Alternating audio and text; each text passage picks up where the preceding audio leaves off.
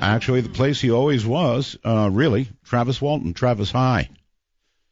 Good evening. Good evening. It has been, I don't know, 6 years, 10 years, like forever since we have had an opportunity to talk. So yes. It's really an honor to have you back, and I was serious about scratching out that alleged stuff. What happened to you happened, period. That's it. Absolutely. I mean, we're at the tipping point. Back in the day, they used to say anybody who believes in such things is a kook. Now we're actually coming to the point where the debunkers and the skeptics are the kooks. Because the definition of a kook is someone who believes things that are at odds with known facts and accepted beliefs. Thank you. And that's them, not us. That's right. That is them, and there is so much to prove it now. And I really hate taking you back to this story again, but that's what I have to do because they'd crucify me otherwise. You're still married, right, to Mike Rogers' sister? Yeah, but we've been separated a number of years, amicably, but definitely living apart. Okay. November 5th, 1975, in some ways it's like yesterday. It seems, the emotional impact in particular, but the memories are so fresh, it's hard to believe it's been nearly 40 years. Travis, has this thing defined your life ever since? I mean, I can't imagine that it hasn't. It's kind of defined your life. Yeah, it has. Actually, I have to say regrettably that, it's something I live with every day. But the negative aspect of it has shifted. And, that might be surprising. I stuck it out here in Snowflake, and it used to be, people would look and whisper and point. Yep. But now, the local people come up, shake my hand, and or greet me openly, and they'll say, I always supported you. And I'm thinking, well, I wish you'd have spoke up a long time ago. Back then. No, but it is good, that almost every time I go out now, I get some kind of positive response. And I'll tell you what, we've come a long ways in this town. Oh, yes. How big a town now is Snowflake? Well, it was about 3,500 then, but I don't know, not a whole lot bigger, might be 5,000. Okay. All right. We have added a stoplight. We've added a McDonald's. So you have a stoplight and a McDonald's. Yeah. Wow. So, we celebrated here in Pahrump, Nevada. We got our first stoplight and our first McDonald's, so I know how you feel. All right. So your crew consisted of Mike Rogers. Let's see. Jim Peterson. Jim Peterson, right? Is Ken Peterson or Ken Peterson? Okay. Kenneth Peterson, right? John Gillette, Dwayne Smith, who always gets confused with my brother Dwayne. It's a different spelling of Dwayne, and then there was Steve Pierce and Alan Dallas. Okay. I'm going to go to the movie for this, and I know the movie probably got an awful lot of stuff wrong, but there's something I want to ask about, and that is. Well, you know what? I shouldn't ask about that yet. Tell the story as I suppose Mike might have told it that night. The movie, is it close enough for comfort, or is it far away from what actually occurred? Well, anytime Hollywood tells a real-life story, they've got to simplify and abbreviate and sort of symbolize things because you're telling in 90 minutes something that spanned years. Right. So some of that is to be expected and is acceptable. I had two brothers, Don and Dwayne, who became one named Dan. James Garner was several investigators and lawmen rolled into one. And they actually reduced the number of the crew from 7 to 6. And, some of that's acceptable and, understandable. But the greatest amount of changes were what happened aboard the craft. And I see no reason for that except commercial conditions. All right. Well, we'll get to that. But all of this crew, you were up there cutting and clearing for, I guess, the U.S. Forest Service? Yeah, it was a government contract to clear out undergrowth, damaged trees, and diseased trees, and generally clean up the forest, and also a lot of fuel reduction, which is fire reduction strips through the area that makes it easier to fight forest fires that might spring up. It's hard work, huh? Oh, it's definitely some of the hardest work you can do in a high altitude on steep terrain. And carrying a heavy chainsaw all day, it's definitely not for the faint of heart. Mm-hmm. It's for the young. And by the way, you are quite a bit older than you were then. How old were you at the time? You were 22, I guess? I was 22, and now I'm 62. Oh, my God. Incredible, huh? I'm 70, Travis, so there you go. Wow, you're over 60 now. Holy mackerel. Incredible. I don't feel that. Oh, I could boy. still outrun my boys. I don't feel it either, at all. But it happens, and those years go by. So you guys were, it started out with everybody in the truck going up there and working. And I guess that you were on your way home. It was dark, and if the movie is accurate, somebody saw something in the distance that, and I guess you were part of this, that they claimed looked at first like fire. Yeah, it was a glow, and we tried out a number of ideas of what it might be. Deer hunters camped out there, a plane crash, a fire in the tree, but nothing was fitting in with what we were seeing. Right. It was a full glow in the sky, kind of like in the movie, maybe not as reddish, but a full glow, right. And the sun had gone down, of course, in the west, so it could not have been the sun. It had to be a fire or, as you mentioned, a crash or something like that. Anyway, it was apparently pretty much directly ahead of where you were headed on that only road you were on to get out of there, right? Right, and closer we got, I could see that there was a break in the trees ahead where the light was shining across the road. I said, Mike, hurry up and get up there and we can see what it is, because by then, all of us had noticed it, and so we bounced along, went on up there. I mean, it was curious, but it wasn't all that alarming at first. But we burst into the clearing. Man, it was bam. It just hit us right between the eyes. It was unmistakable. Mm-hmm. Alan yelled out, "It's a flying saucer!" Did he really? Yeah. Yeah, I didn't know that. But it obviously looked like one, certainly depicted in the movies. Did the movies have it about right the way it looked? No, not at all. Okay, good.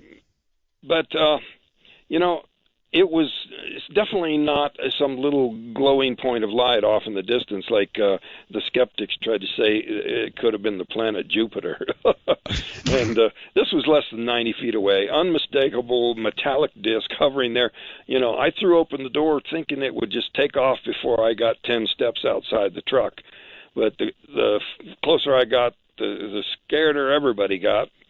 Yeah, they all stayed in the truck, right? Yeah. And, in fact, they were screaming bloody murder at you to get the hell back. Yeah, they were describing me in some rather uncomplimentary language that to get back in the truck so we could get the heck away from there. Okay. And I was scared, too, but I was trying not to show it. So, the closer I got, the slower I went. And I could hear this sound that it was making. It was a bizarre combination of highs and lows. And highs and lows. You mean pitched high, pitched low? High-pitched, cyclic sort of a sound, and then a throbbing, real below bass sort of sound. It was a really complex. I gave a talk to an engineering school, and they were very interested in the types of sound that I was hearing because it would give clues about what might be driving this thing. But the closer I got, the scareder I got, and so when I got right up to it, I mean, I was awestruck too. Later on, Well, let me stop you and ask you, first of all, it's not your average person, Travis, that would get out of the truck and try to run under something like this. The average person would do what the guys in the truck did after, something happened to you. They would take off like a bat out of hell. That's scary. So can you remember in your mind what caused you to get out of the truck and try to get under this thing? Well, that's what I was starting to say, is that Alan and Steve thought to them it looked like I was under outside control, that I was in some kind of trance. But, I think we were all entranced, so to speak. It was just an incredible, awesome sight, and all the crewmen agree with that. And it was just wow, and plus the sound, and plus there was something in the air, just this feeling. Mike said it seemed like something was about to happen. And I think that we were sensing this electrical charge that was building. But oh yes, humans can feel that.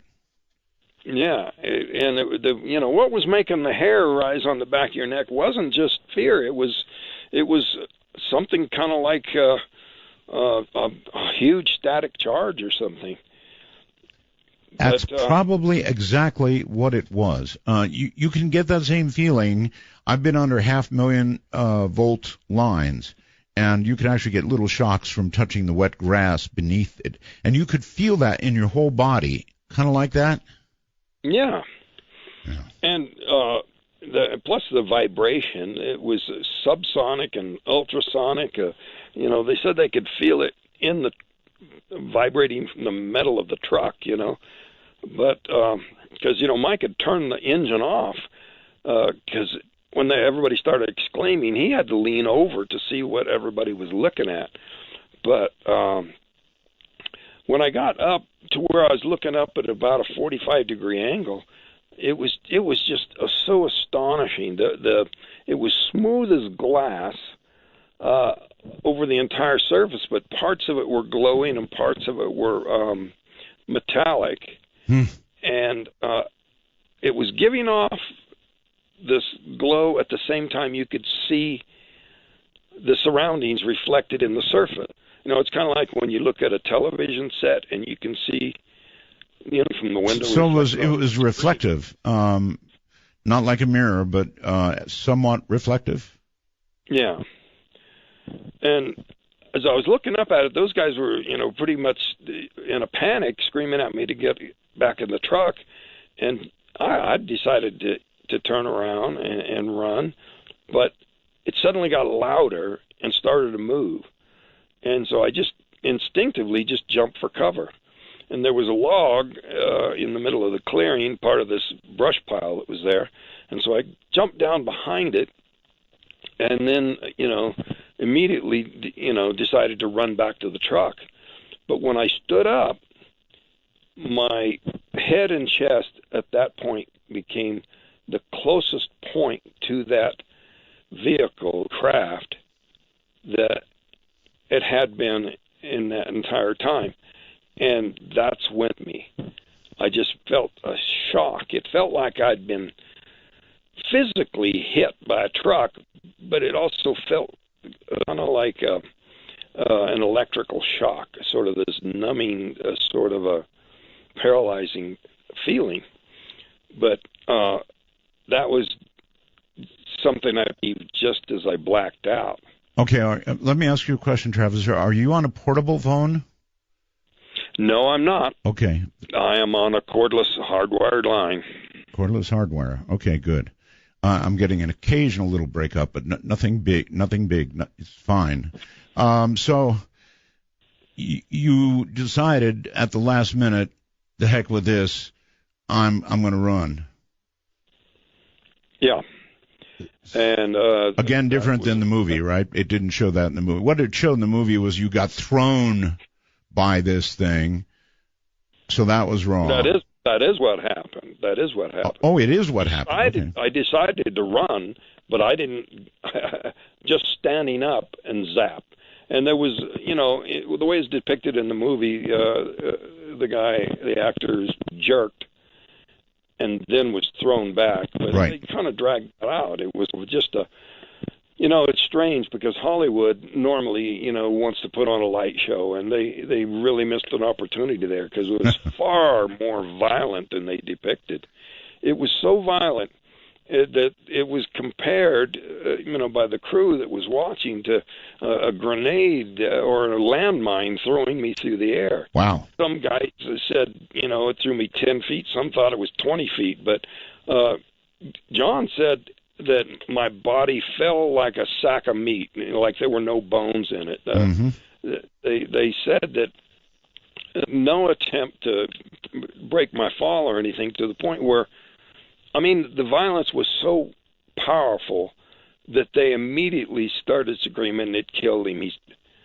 Yeah, they were convinced you were dead, and frankly, even from watching the movie, I can understand that. They thought this thing had killed you, and of course, at that point, if the movie is accurate, they said, heck with this, we're getting out of here, and went tearing down some of the rest of that road as fast as they could go. That accurate? Nearly wrecking the truck. I do not blame them. I always want to say that those guys did the right thing at that point. What was the point of risking everyone's lives to save somebody they thought was already dead? So anybody that thinks that was cowardly is just wrong. Mike, had the safety of the crew, under his responsibility. When they got up the road, they said that they argued about whether it had actually disintegrated or incinerated me. When they were unable to find some deer hunters, with guns to come back, they decided they would come back. Now, in the movie, when Mike said, this truck's going back, anybody who doesn't want to can get out and wait here, nobody volunteered to stand alone in the dark like in the movie. They all said, no way, we're staying with the truck. So they all went back. Okay, so oh man, that's really a deviation. So every one of them went back. They didn't stand in the dark as depicted in the movie. They all went back. Well, yeah. Bless their hearts. I give them credit for that. That took courage. Yeah, it sure did. Like I was telling Steve today, courage is not the absence of fear. Courage is to keep going in the presence of fear. Yes. All right. So when they got back there, Kenny was saying the scariest thing to him, because they saw the craft leaving. Scariest thing to him, he thought, would be what my charred body was going to look like laying there. You say they saw it leave? Yeah, as they approached the area, they saw it streak off. Wow.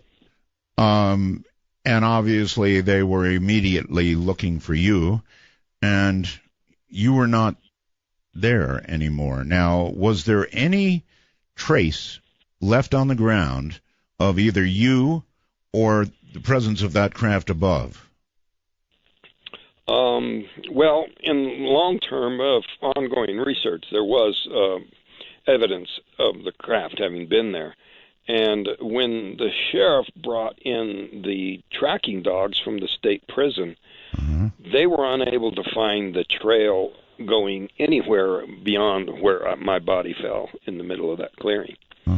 And, before we get further with this story, because people are going to be going, oh, come on, when you get into the details, your entire crew was given a lie detector test. And if I have it right, in the first one, Dallas may have been a little unreadable because he was so freaked out, but everybody else passed the lie detector test. And then, moreover, they were later given a second lie detector test, and everybody passed. Yeah, the second round, Alan Dallas up first, because obviously he had walked out on his initial test, but this was with the same examiner. And Mike was retested.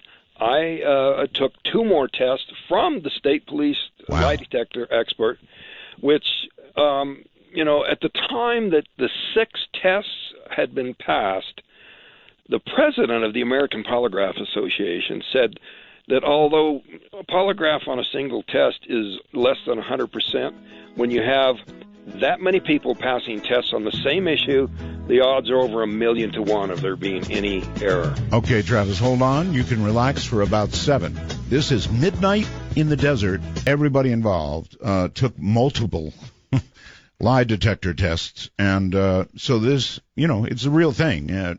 Listen on, I guess, at your own peril if this kind of thing scares you, and it scares me. As of now, there are 16 past tests. I've passed 5 different tests with 3 different examiners with extensive years in law enforcement, which is considered the better, more qualified polygraph examiner. Even in the movie, the guy came out and said, look, the truth is these guys were telling the truth, in my opinion.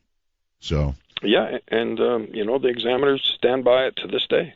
All right. So we're going to get back to what happened to you in the craft, but the whole town went to buzzing as you were gone, and you were gone for a total of 5 days. My God, that's a long time. They had dogs out. They had people out combing. They had helicopters up. They looked for you everywhere, and, of course, they began to suspect your crew of your possible, murder or something. Murder. Right? And and they became kind of unpopular in that small town. Are you still friends with Mike, by the way? I haven't spoken to him in quite some time. He's kind of, threw up his hands and didn't want to talk about this anymore. But I do understand. How about the rest of them? I'm going to have a couple of them come and speak at my conference, which we'll get to, and I'd like to get Mike to come too, but his health's not what it used to be. I do understand. All right, back to the movie for a second. One thing they never explained in the interviewing they were doing, as they thought you might have been murdered, they spoke to Alan Dallas. Now, it was referred in the movie, or referenced in the movie, that Dallas, he was kind of a, I don't know, what words would you use to describe? The black sheep of the crew. Yeah, he had some trouble with the law, and he was just generally, had a few run-ins with various guys on the crew, and he and I had done a little sparring, and yeah, he didn't much like you, I guess, huh? There was a little bit of antagonism over some things, It was a girl that he had been approached that I had been dating. This was before my wife.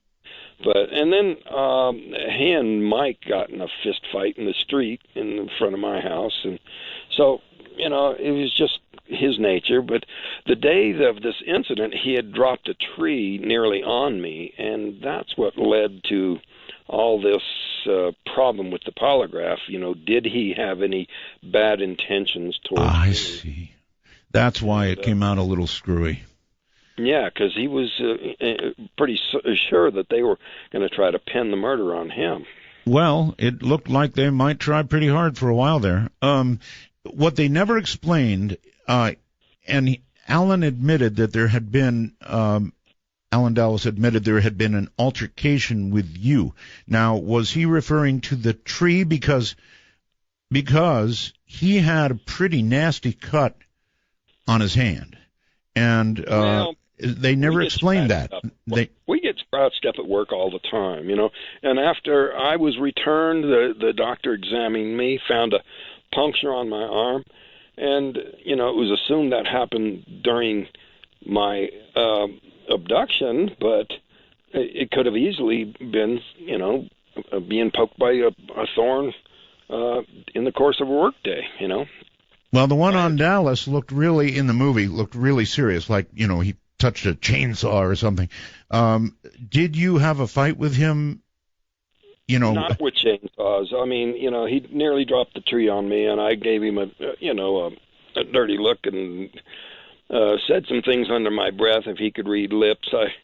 It wasn't a friendly exchange there, but not physical. kind of normal. I mean, a rough bunch of guys. Oh yeah, of course, alpha males, all of you. But was there an actual physical altercation with him?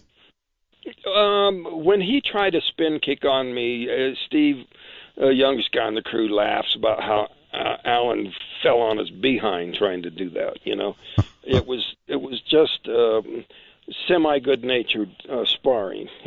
Okay, all right. So no altercation that would have produced a cut like they showed. No. All right, now back to you, Travis, and you were. While the whole town is going nuts and they're searching for you for all these days, you're suddenly in, well, where?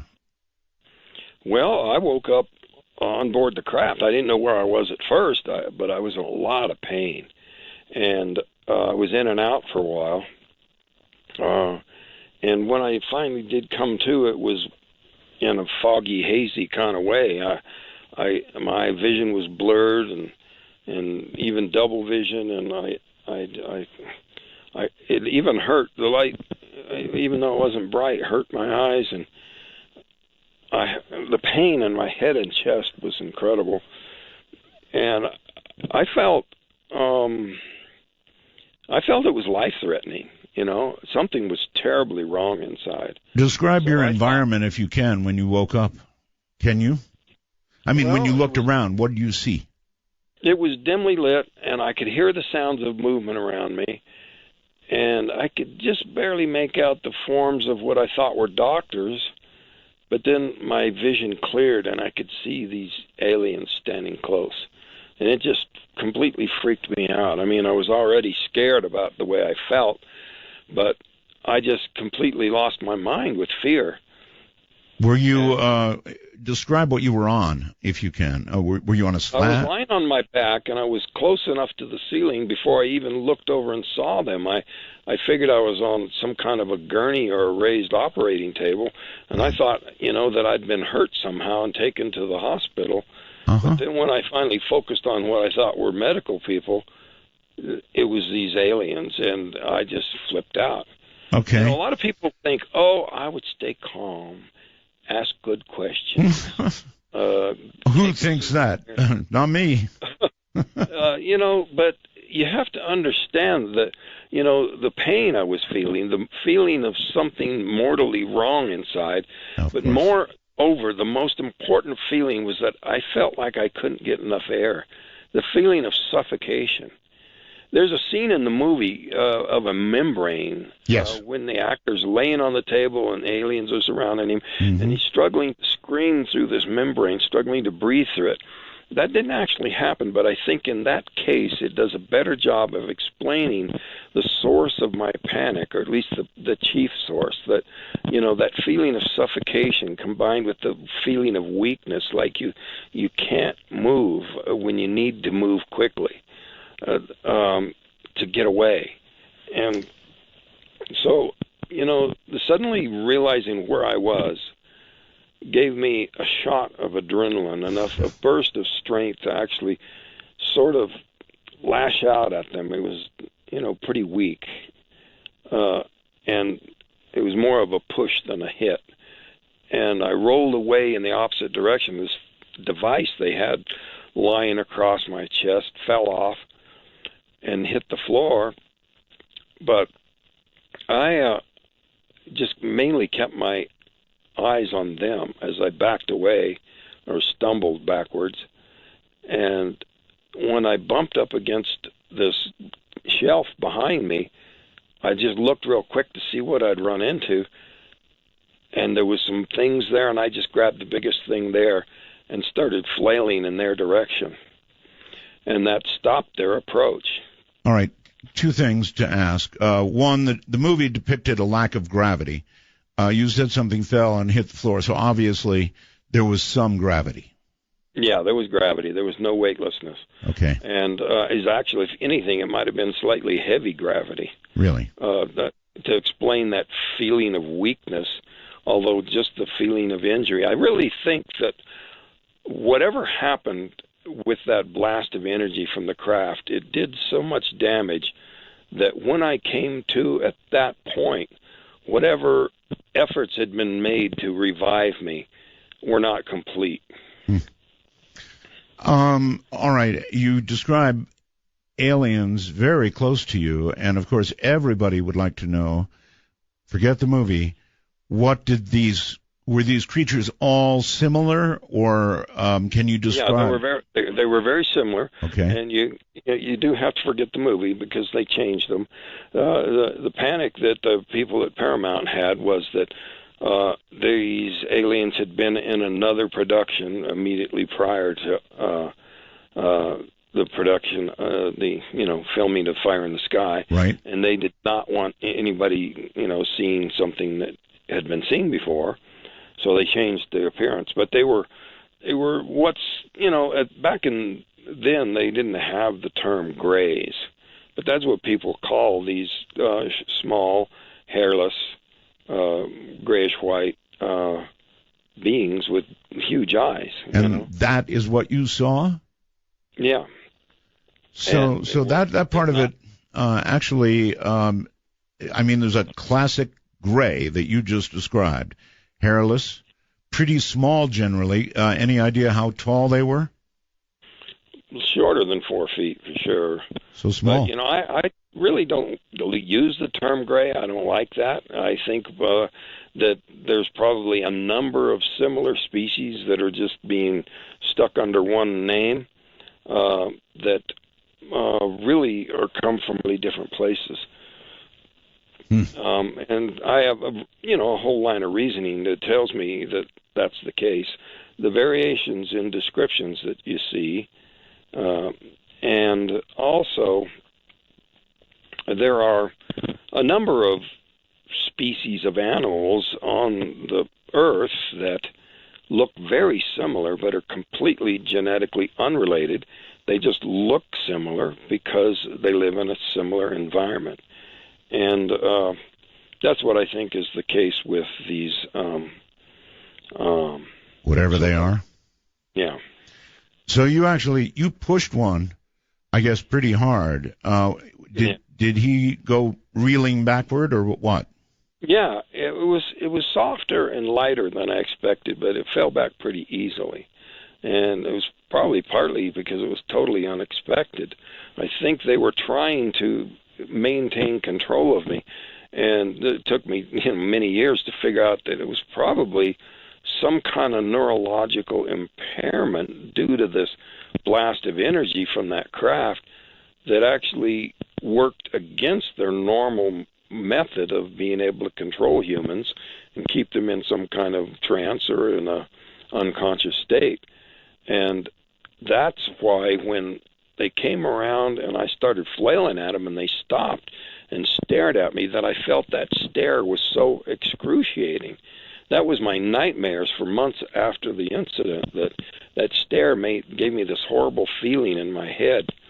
And in support of that was the EEG that I was given immediately afterwards that showed there was some kind of anomalous pattern that I think is consistent with, some kind of burst of energy hitting me in the head. Wow. Did they ever get control of you? No, they were unable to get control of me, and I was thinking of fighting my way past them when they abruptly turned and left the room. They may have anticipated my move or just given up on. If the three of them combining their forces couldn't control me, they were going to have to go to Plan B of some kind. Plan B. All right. Can you describe the room you were in?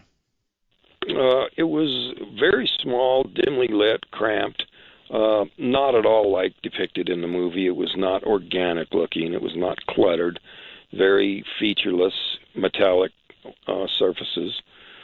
I saw no writing or symbols, but, they may see in a broader spectrum of light than we do, and there may have been something that you didn't see. Yeah.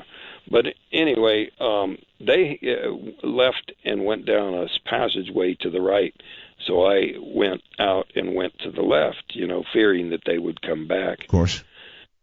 Looking for a way out, just in a blind panic to just open a door, and my back of my mind thinking just drop to the ground, be back in the woods.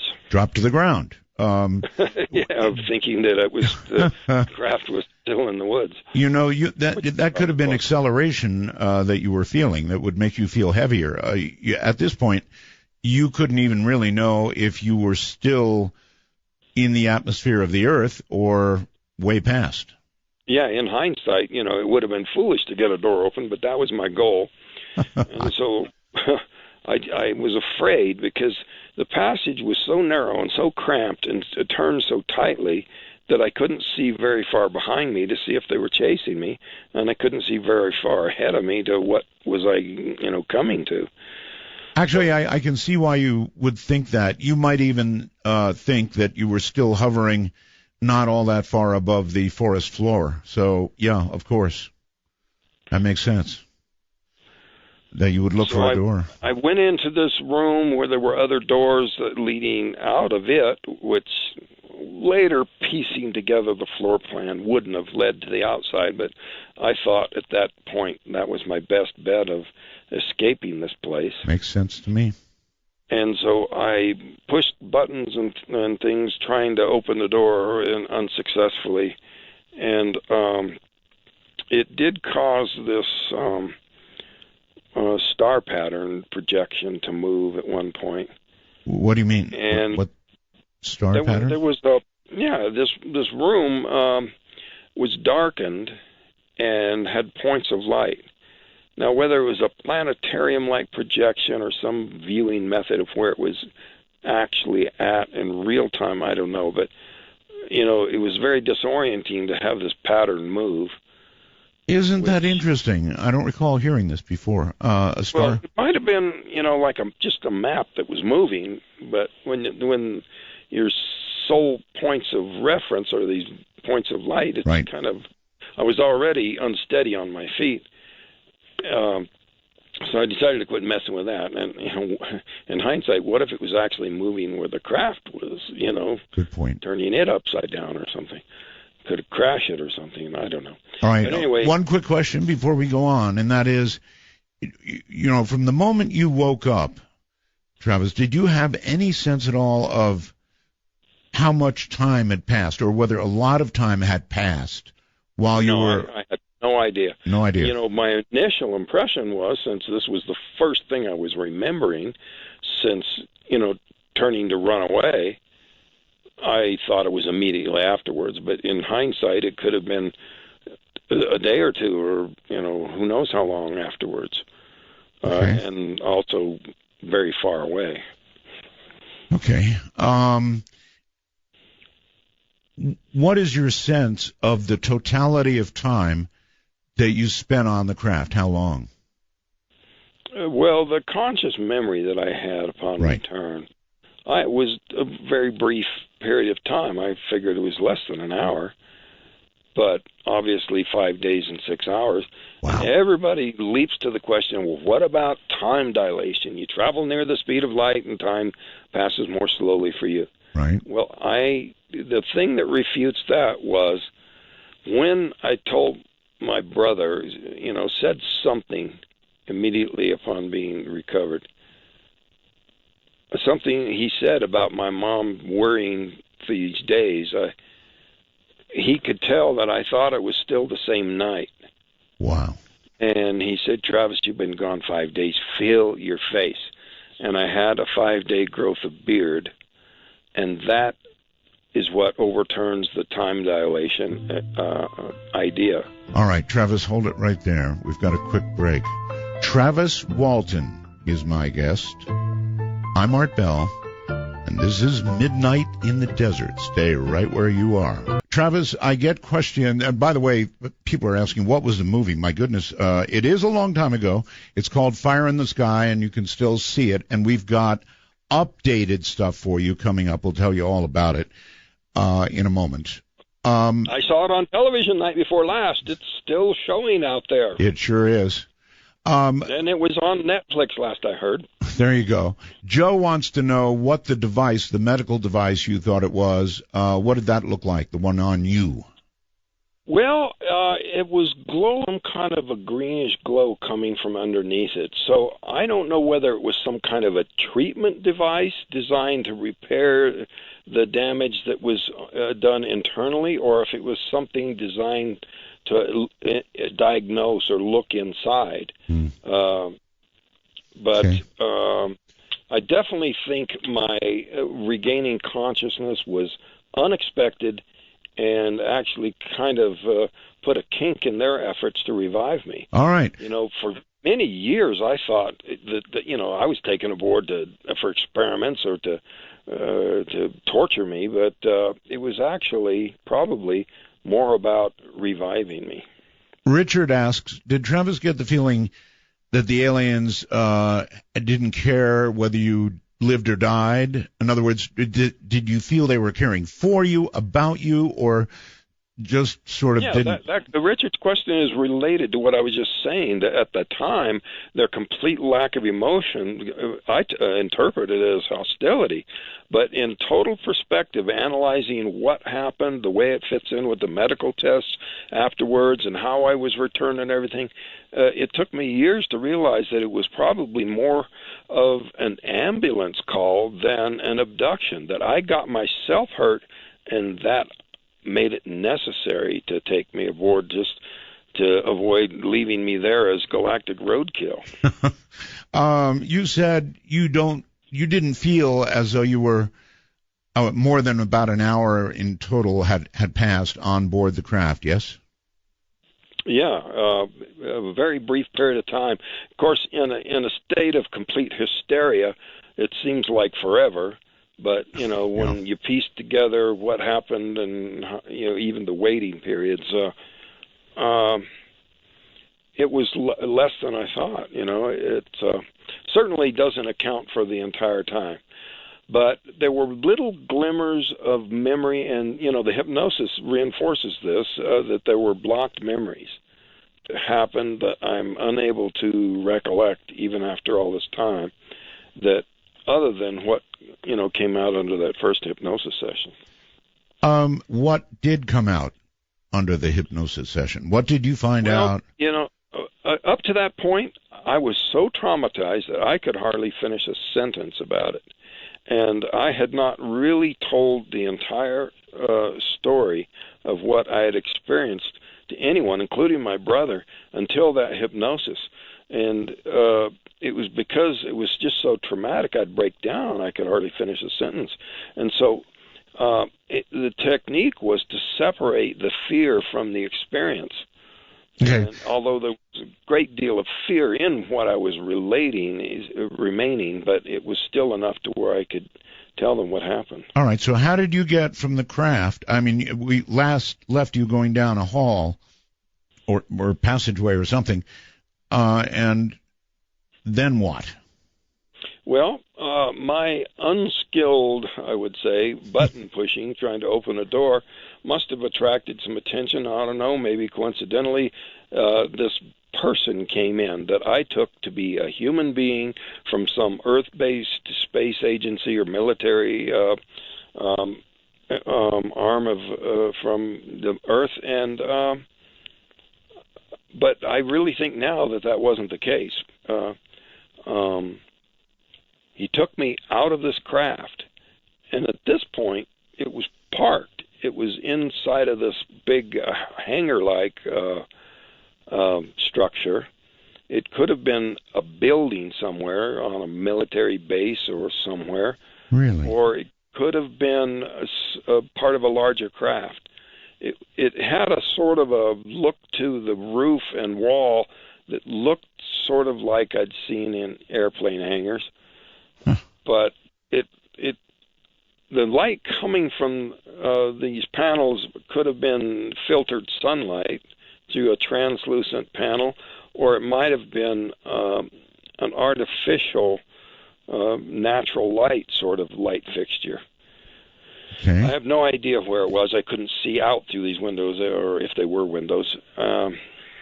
At any point, did any of these creatures communicate with you in any way, either vocally or telepathically?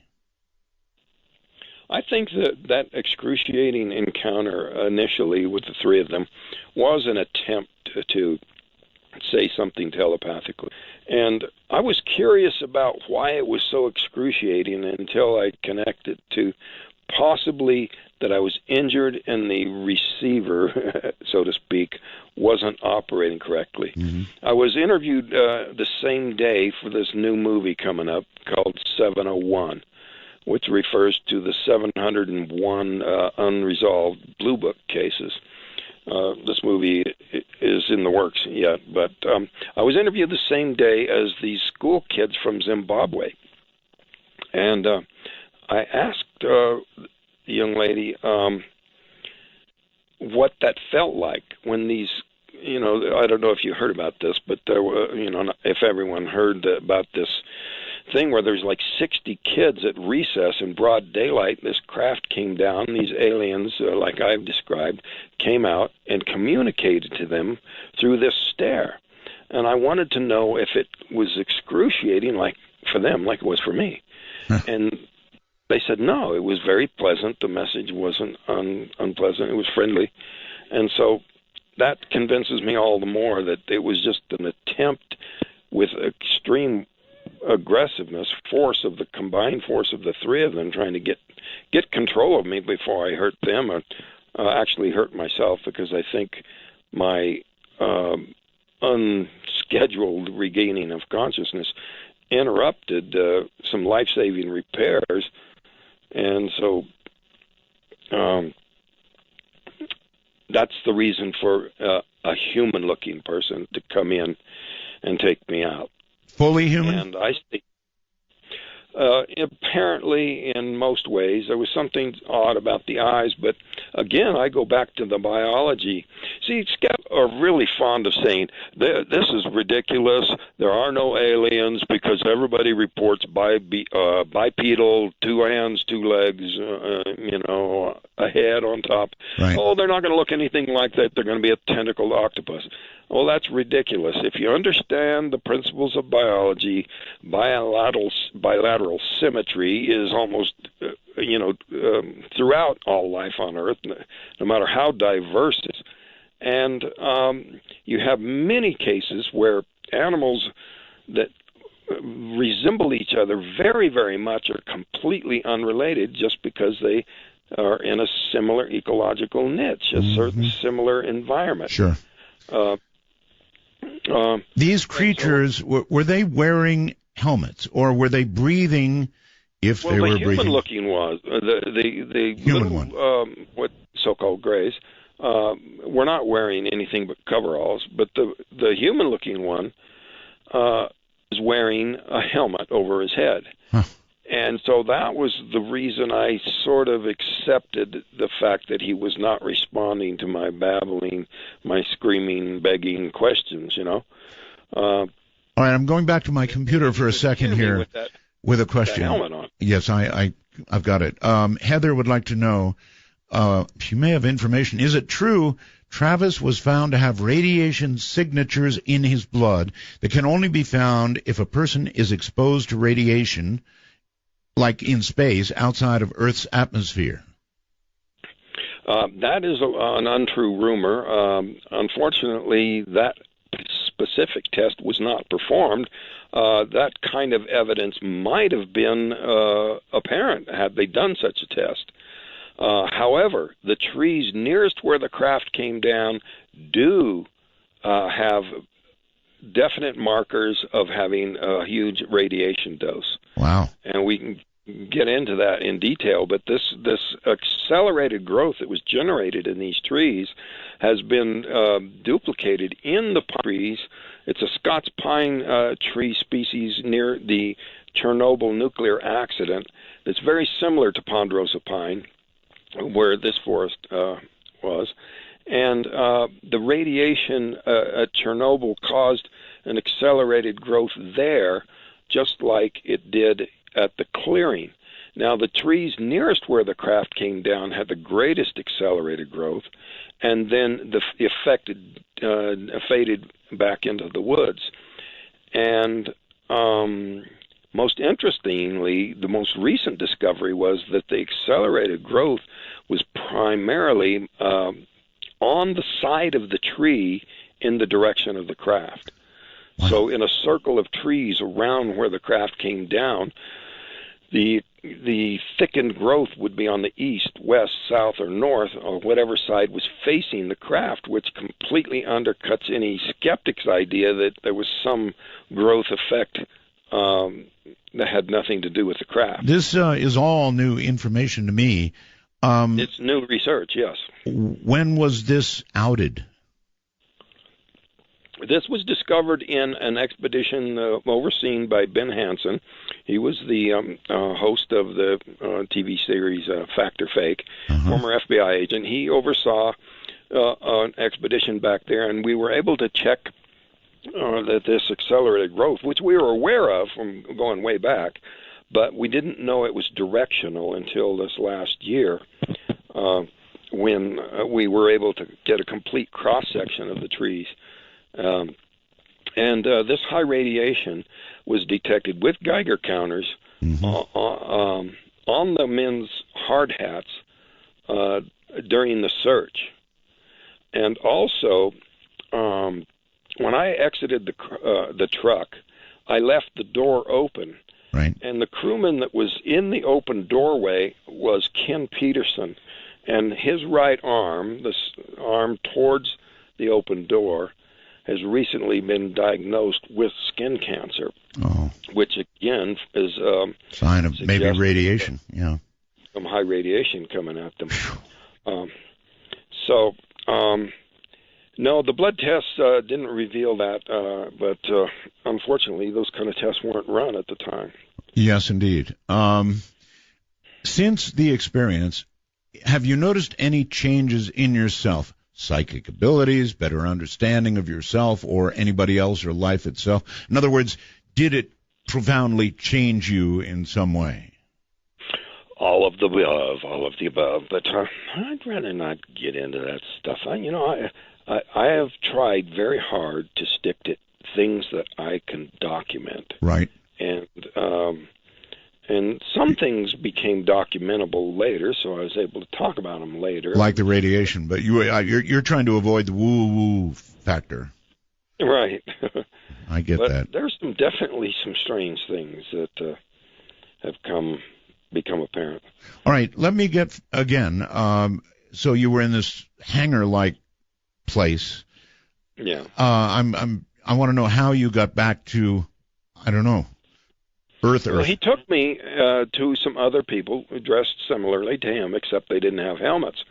And so I thought, well, maybe they can hear me. Maybe they'll answer my questions. So, right. I was a babbling idiot. I was screaming, crying, carrying on. I was basically out of my mind with fear.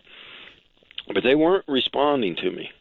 And in a way, it might not have been so much secrecy or, anything covert or suspicious that they wouldn't respond to me. It was just that I was acting like a maniac, and they felt that to reason with somebody so out of control would be futile. Mm-hmm. So they forced me down on this table and rendered me unconscious with some sort of a gas. And boom, next thing I woke was back on Earth. But where were you when you woke up back on Earth? Where were you? It showed you in the movie at a gas station or something. Well, I woke up and I was lying face down in the dark on a cold pavement. But there was and I looked to see where the light was coming from. But it went off. But when I looked up, I could still see the shiny bottom of this craft hovering there, just for an instant before it shot straight up into the air. But I think probably quite a bit of time went on between the time I was put unconscious to the time I was lying there on the pavement. I could feel that my clothes were still warm, even though the pavement was very cold, the air was very cold. All right, the movie showed you naked as a jaybird. Not true. Not true. Not true. It was dreadful. I mean, they actually filmed a sequence where the actor portraying me came upon a couple getting busy in a car. They're naked, and he's naked, and they start screaming. He starts screaming. They said it was so bad that it was mercifully deleted from the film. But I guess the nakedness is a good metaphor for the feeling of that I had in a variety of ways, that these beings, the small ones, could look into me. They knew what I was thinking. They could see into me. It was an intrusive, invasive kind of feeling. And then in the aftermath, the way the media microscopically analyzed my every move to an absurd extent, every childish act of bravado or whatever, motorcycle stunts or whatever, was just blown out of proportion. And they were just looking for anything that they could interpret as strange. So the whole idea of being the bug in the jar began on board the craft and continued for months after I was retired. Abductee. Okay, Travis, here's one for you. You talked to us about the aliens and then what seemed to be more human-like characters. So an obvious question would seem to be, do you think that means that we know all about the aliens, that we are in some way cooperating with them? You got taken because they perhaps thought you were hurt. They didn't want you. They didn't want you to wake up. And when you did, they wanted you the hell out of there. And so those humans that you say you saw may have been, well, who knows, government types? Is that possible? Well, that's possible, and that's what I initially thought. But now, going further into the skeptic's idea that no way would they even be vaguely humanoid, let alone human-looking, is preposterous when you look at the biology behind it. It's entirely possible that they're not us from the future or us from the past or related to us, or that we were seeded here by them. It's entirely possible that they just have a particular keener interest in us because of our similarity, which is just coincidental. I predict that when we look at life on other worlds, they're not going to be astonished at how bizarre these life forms are. They're going to be amazed at the similarity of forms. They uncovered a fossil of a marsupial that is built just like a saber-toothed cat. It was a predator, and yet biologically completely unrelated, but very, very similar because of the niche that it filled in the ecology. We have javelina in the Southwest that look like pigs, have tusks and behaviors in so many ways like pigs, and they're not pigs at all. Mm-hmm. The American pronghorn is not even a true antelope, and it resembles so much a particular African antelope species because our American pronghorn evolved here on the American continent in the presence of the American cheetah, which is now extinct. And because of the similarity in the environment, takes on a similar form and a similar ability. Every animal that winds up living in the water, whether it be a mammal, a bird, or a reptile, or an amphibian, they all come to look very fish-like because the environment shapes the animal. Okay, but clearly you were looking at two different species. I mean, you were looking at aliens and at something close to human. Yeah, and I think that they were brought in, summoned. Their assistance was gained because of I would be less combative, and they would be able to get some degree of cooperation and get me sedated to the point where they could finish the repairs. And B, they would know more and probably have more equipment and whatnot to deal with the nature of my injuries, which is why it took 5 days. Okay. Dale asks, again, this is from the Wormhole, do you still have nightmares about this event? I did for a long time, but that gradually faded away. Now, the dreams that came back later were not so much nightmares, but actually featured the human-type people to a much greater extent, but with a much different emotional feel to it.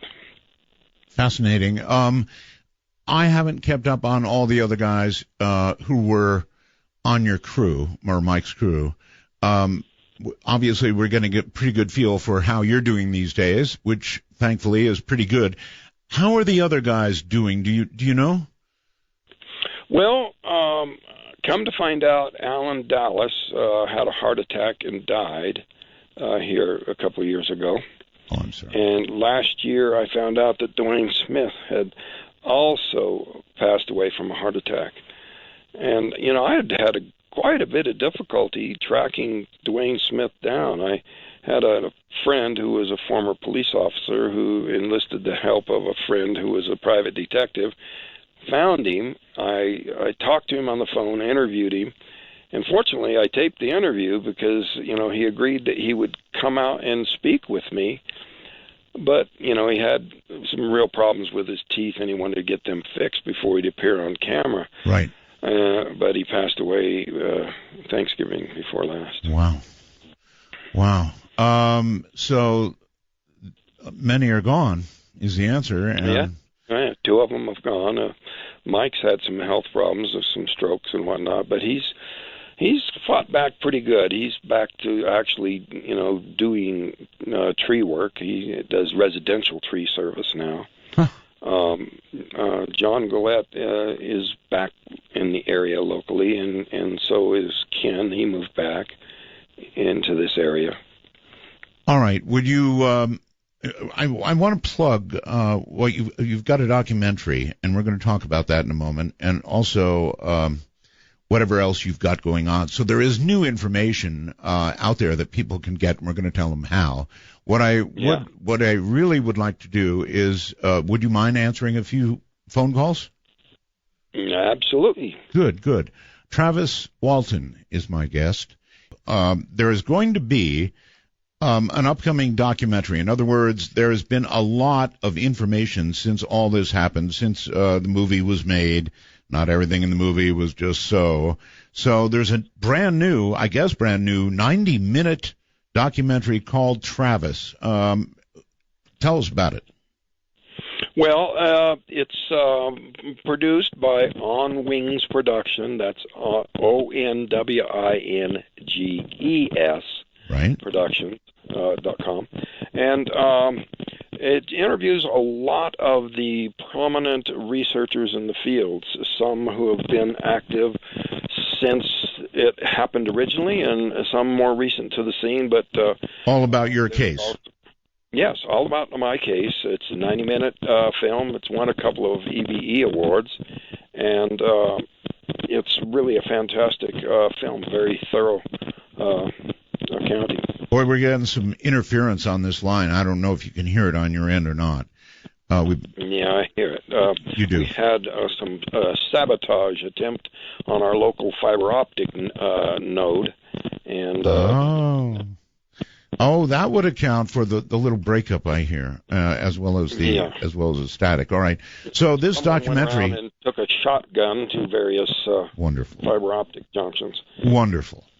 I bet that's fun to fix. Anyway, this documentary, where can people get it? How is it obtained? Well, like I said, through onwingsproductions.com or through my website, traviswalton.com. Excellent. Also, you've got a conference coming up, right? Yeah, this is the 40th anniversary of the event, and we've got quite a lineup of speakers. Tracy Torme, who was the original screenwriter on Fast Sky, will be there, and his co-producer on 701 the movie, James Fox, will also be speaking. We've got David Childress, Ben Hansen, Lee Spiegel from the Huffington Post, UFO editor, Paola Harris. Lynn Katai will be speaking about the Phoenix Lights. And I've got Robert Morning Sky? Uriarte and Okay. Noe Torres. They wrote a book called Cowboys and Aliens, and I think it's fascinating to go back to the prehistory of UFOs and show that this is not some kind of a phenomenon exclusive to post Roswell. I mean, this goes way back. Reports in the American Southwest. All right, here's a big question. Gilberto wants to know by computer, were you ever debriefed, it's a good question, by any government agency about the abduction experience? I would think they would be interested. You would think they would, and it's very, very curious that I have received no interest from any government agency. Now, it was widely suspected for a long time that our chief debunker for many years, Philip Klass, was acting as some kind of a covert disinformationist on behalf of some government agency. And he harassed the heck out of Mike Rogers, and he off to, discredit it. And this bribe offer is well documented. It was carried by local deputy James Click. And you, Art, challenged Philip Klass to take a polygraph test on the air. I did. Recall? Yes. And you got quite a bit of backlash over that. Well, you have been vindicated. Through the Freedom of Information Act, after Klass passed away, his FBI file revealed some very interesting stuff that I wish you had been able to get Philip Klass to take a polygraph test, because I think he would have flunked it in regards to his covert disinformationist role. Well, I don't think anybody in the audience is surprised that that kind of thing is going on. All right, let's see who we've got. Richard, somewhere out in the world, you're on with Travis. Hi. Good morning, Art. It's Richard from Northern Ireland. Northern Ireland, okay. Yeah. And great show as always. And big shout out to Belgab. And I have a question for Travis. Okay. You know what the internet's like, Travis? And there was a suggestion a few years ago that perhaps what you stumbled upon was some great government project. And in fact, the whole alien thing was a result of hallucinogens force-fed to you. Is there any truth or any possibility that's the case? No, there's no possibility to that. That was kind of a theory that was put forth because people were desperate to explain it away. And, well, why does he pass a lie detector test? Well, he believes it happened. So he really hallucinated it, and it didn't really happen, but he thinks it did. But, that theory and the transitory psychosis theory and another one involving hypnosis have no basis, because it doesn't explain how 7 people can have an identical hallucination. Really? All right, let's go Also, medical tests showed no trace of any drug in my body. Thank you. Scott, you're on the air with Travis. Hi. Hello. Hello. Hi, Art. Yes. Yeah. Travis, I have a question for you. Do you think that the spotlight on you, because now you have a celebrity status, do you think that now that you have a celebrity status, maybe the ETs are kind of backing away from you a little bit? I don't know. If that were a security measure, then okay. But I don't know. Here February 4 last, I was leaving a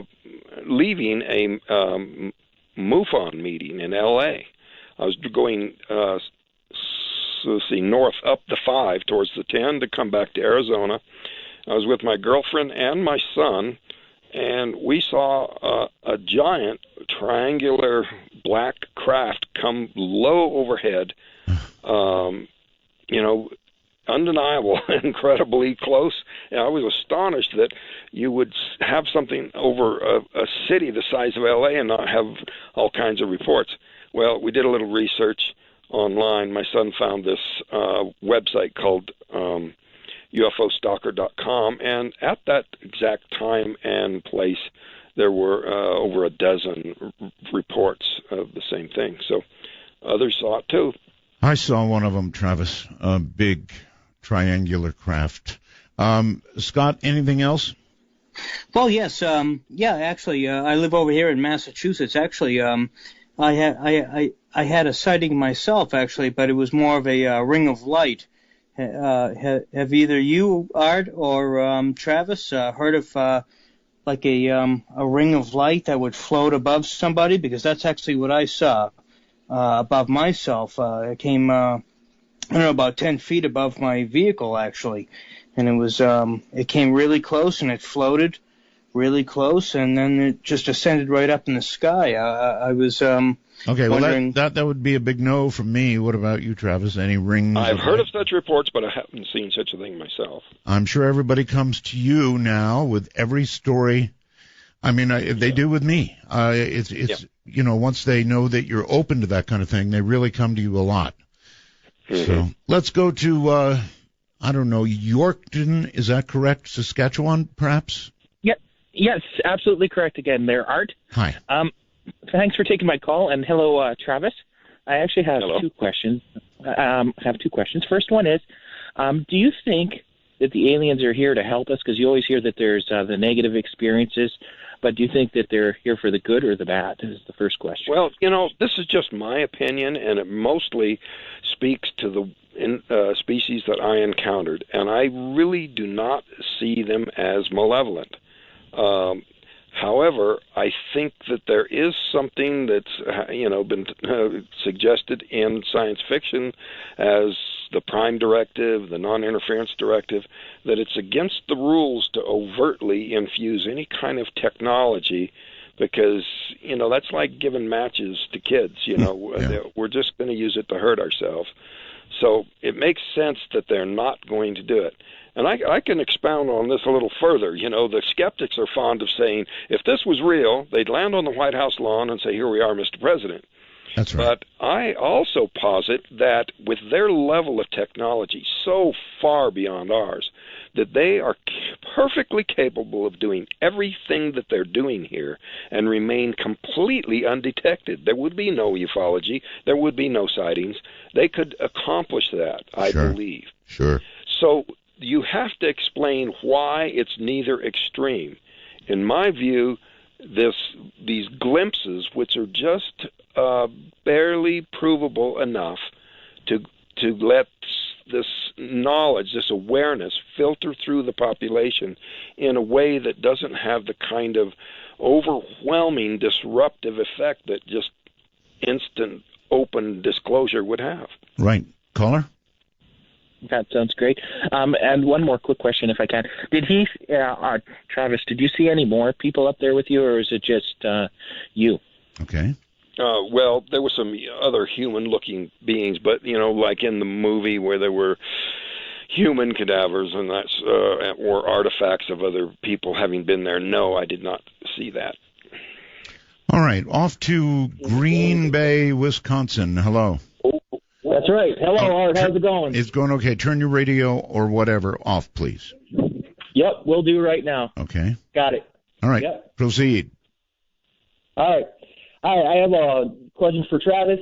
It's part of pop culture that the aliens, when they abduct you, they stick probes in you. Is there any truth to that? You mean did it happen to Travis? Yes. Yes, okay. It happened to Travis. Right. Did they actually penetrate him with any probes? Or did right. Okay, I've got it. They showed in the movie about the most horrible scene anybody could imagine with this needle coming to Travis's trapped eye. Oh, God, that was awful. I'm so glad that didn't happen to you, Travis. Anything else? Well, there was an array of instruments there laid out. I had great apprehension about how they might have been used initially, thinking that, some bizarre effects could come out later. But I really think that they were just simply there to try to help. And so I don't think anything, I have no conscious memory of any probing or anything. I think what was done medically was just to correct a terrible accident that I brought on myself by getting too close unexpectedly. Got it. All right, let's go to Scott. Hello, Scott, on Skype. You're on the air. Hi, Travis. Get closer to your computer, sir. You sound like you're in a deep hall somewhere. Okay, can you hear me now? That's better.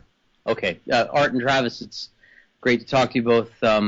It's Scott in Vancouver. I'm listening to you on TuneIn Radio. Yes, sir. This is one of the most fantastic stories, obviously, that I've ever heard. I've heard Travis speak over the years, and the only thing a few people have touched on it. Has time woken any memories up that might have been buried? Has anything come forward that might have been hidden before? Was there a message? I mean, you hear about these kids in South Africa that it was imparted to them that we have to save the planet. Was there any direct message to you? Mm-hmm. So a few questions kind of combined there, and I'll listen off there. All right. Travis?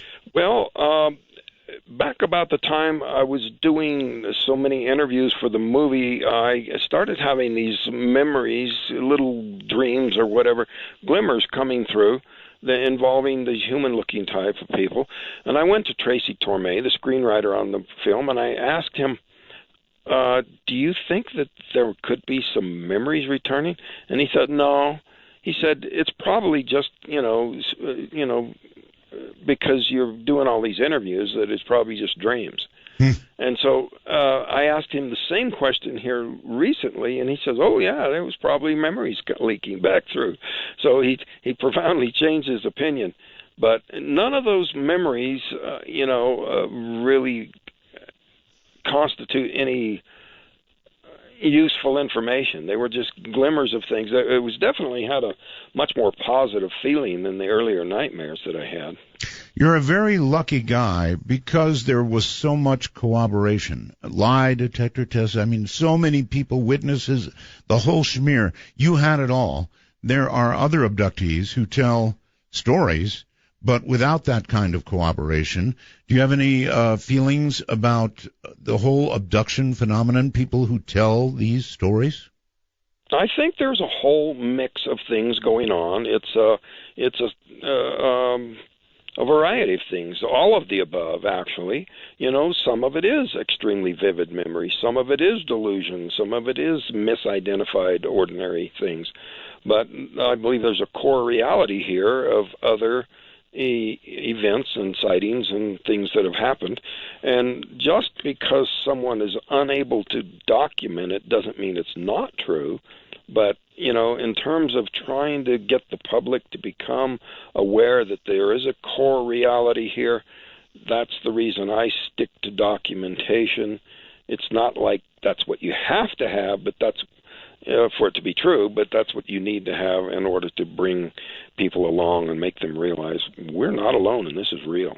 You're right. You dropped a sort of a hint earlier that there have been changes in you that you don't really want to describe, and I jumped and said because of the woo-woo factor. I'm dying to know what they are. But all right, I'll give you what I can document. Really? I didn't want to say anything about the health effects because I couldn't document it, but I went into my employers and got the documentation that I never called in sick one time in the last 39 years. Wow.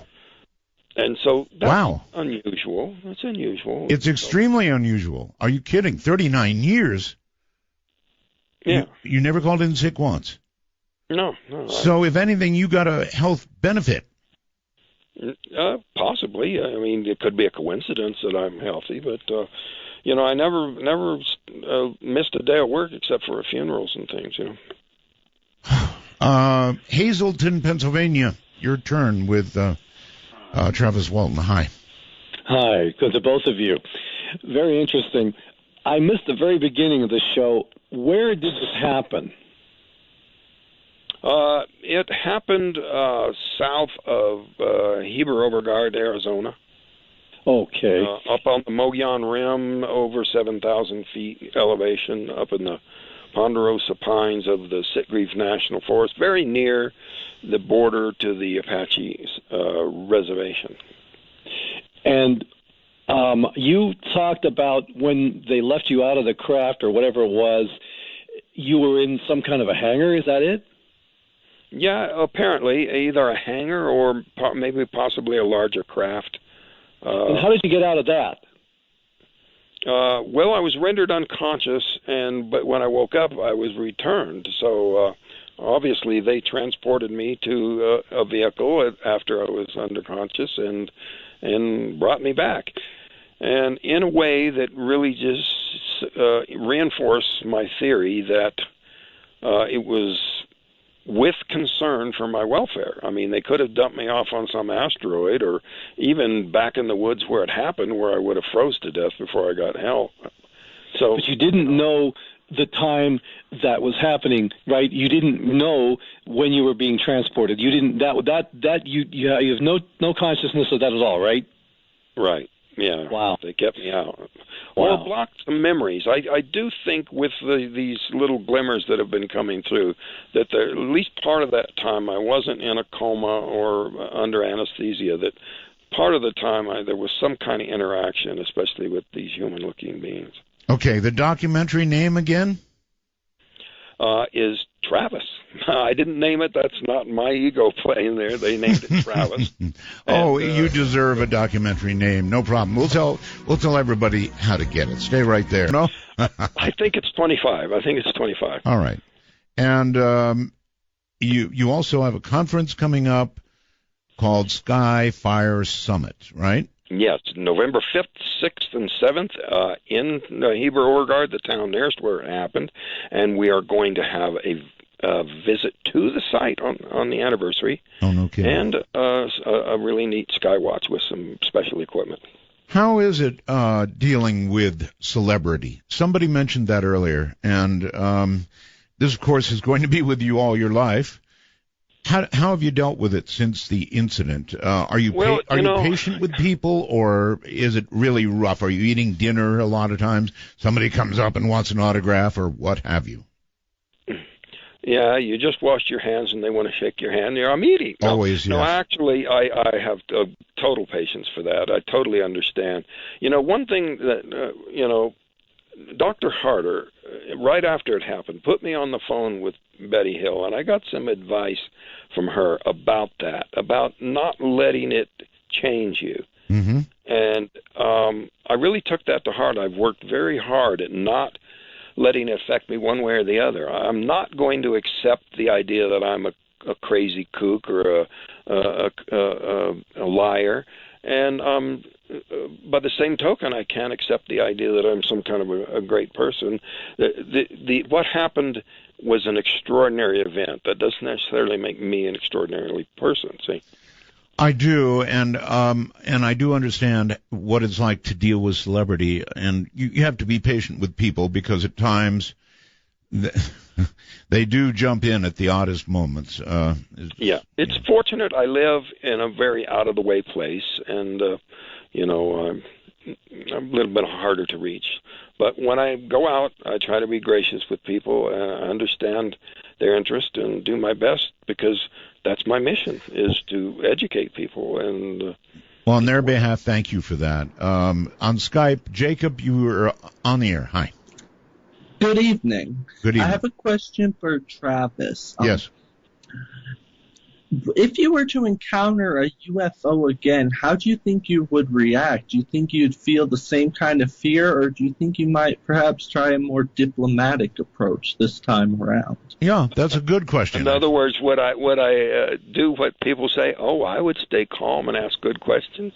Well, the fear that came on was an accidental conspiracy of circumstances that made it seem far more threatening, which it actually wasn't. And I think I would handle it better, but I don't know that I would voluntarily be so foolish as to get myself injured again. However, it would be great to have some questions answered. But the big question is, would I tell anybody? And I have to say, probably not. When thinking now of this entire incident, are there things, not that I need to know them, that you have not made public? Yeah, but, like I say, I just try to stick to what I can document and leave it at that, because it's important to, show people that there's a reality here. And I don't want to put anything out there that can be questioned, even though it's as real as any of it. If I can't prove it, I'm not going to talk about it. I so understand that. Hello there. Wherever you are, you're on the air. Turn your device off or down, please. How you doing, Art? It's Grizz on TuneIn chat. I want to say hi to everybody on TuneIn. Yes, and sir. my question is, what did the alien smell like? What was the ship? What did it smell like? No one ever describes that. Right, you're absolutely right. Actually, it's a good question. Go ahead. Yeah, go ahead. No, a lot of people do have a description of the smell, and that's actually a pretty common question that people wonder about that. But I don't recall the sense of smell. And normally when you have an intense emotional experience, that the smell is very intimately linked with memory. But in my case, other than feeling very stale and humid, it may be that the atmosphere in there was so strange, it wasn't appropriate for a human, obviously, because the human-looking guy that came in was wearing a helmet, and unless that was for some other reason. You said stale and humid. So obviously it's not like you felt air. Obviously you were breathing air, but you didn't feel air moving at all. It was just sort of a very dank environment. Yeah, very humid, and I was breathing hard all the time, and I just felt like I could not get enough air. So I think that either the blast of energy damaged my lungs, or maybe even the neurological part of my brain responsible for breathing, or that atmosphere in there was just not right for humans. Maybe some of both. Yeah, maybe they got as close as they could get. Chris, hello on Skype. You're on the air. Hi, how you doing? Very well. Good. I was calling up. Thank you for having me on. It's an honor to be on. Don, you described, that on the movie Fire in the Sky, that the craft wasn't what it looked like, you said. But I had my own encounter. I won't get into that. But the one we did, we had an encounter with the craft had a huge glass dome on top of it. Did you happen to notice if there was a huge glass dome on top of the craft that you've seen? Yeah, you see so many. There was a dome on top. There was a dome on top, but I did not look out from it from the inside. I never got to that part of the craft, but it did have a dome on top. Yeah. Okay. Yeah. Okay. Well, that was just was wondering. I like I say, I had my own experience, and it's fascinating. It's very fascinating. And you said that most of your memories were hit through when you got back through hypnosis. Well, no, actually, it didn't add to the memories. It just allowed me to finally say them without breaking down.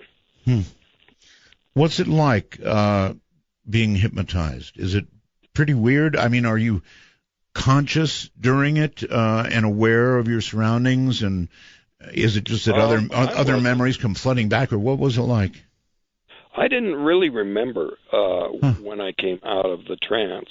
My brother was present, and he told me about certain things that I didn't remember. Huh. I understand some people do remember, but I didn't. Gotcha. Flagstaff, Arizona, your turn. Hello. Hi, thanks. Sure. Go ahead. Hi, my name's Zach. I'm from Arizona. Hi, Travis. Up north and Flagstaff. And my question for you is that I feel like earlier in what happened to you, a lot of what you were saying was like there was an attack on you by extraterrestrial life.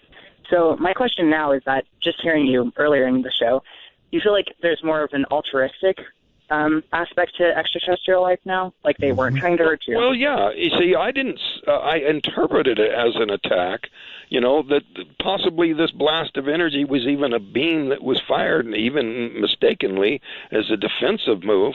But now I'm thinking that it was just some kind of a side effect of the propulsion unit that just jumped to the earth through me.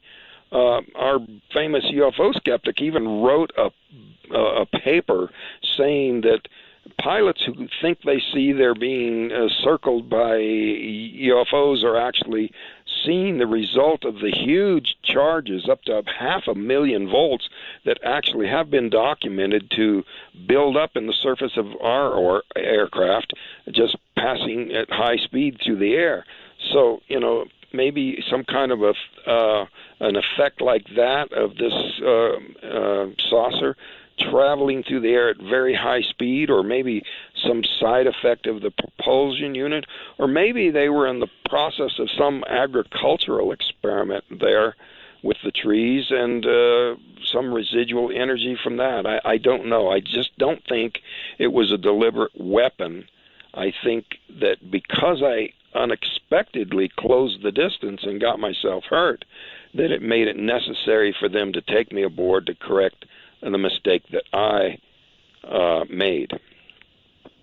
So I'm not saying that they were that it was a hostile act at all, as I mistakenly may have thought at first. All right, caller. All right, thanks. Right, thank you very much. Okay, so here's a question from somebody named Big C through the wormhole. Great show. Question to Travis. Was he a skeptic of the existence of ETs, UFOs, that sort of thing, before this happened to you? I mean, did you have any attitude at all about this? No, I was not that ignorant. I really,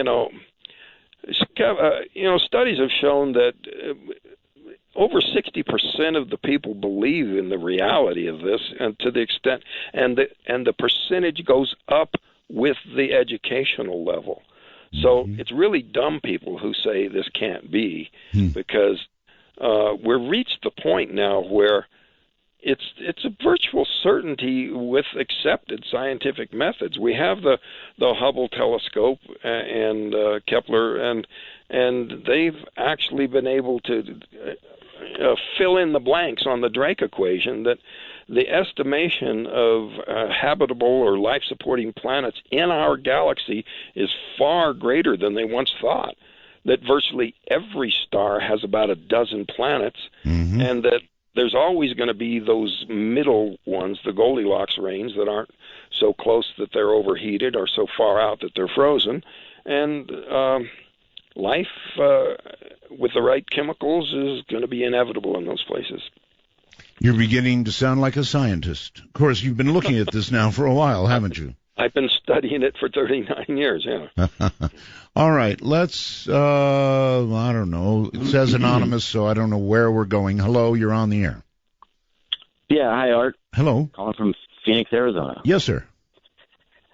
And last year, my wife and I were at the Skyfire Summit in the Heber Overground area with hosted by Travis, and he had two Navajo Rangers that were speaking at the event, and these guys were super intense.